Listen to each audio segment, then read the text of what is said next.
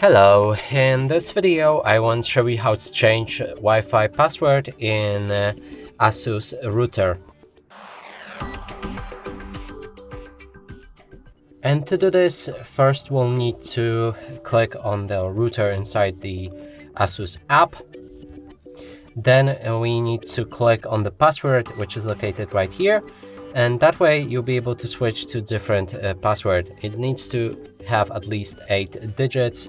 And let's go with something like 1, 2, 3, 4, 5, 6, 7, 8.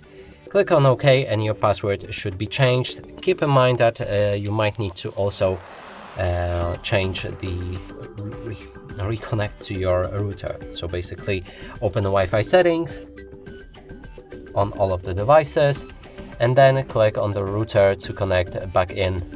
And that's it for this video. Hope you like it. Please consider subscribing to our channel, leave a like and a comment below.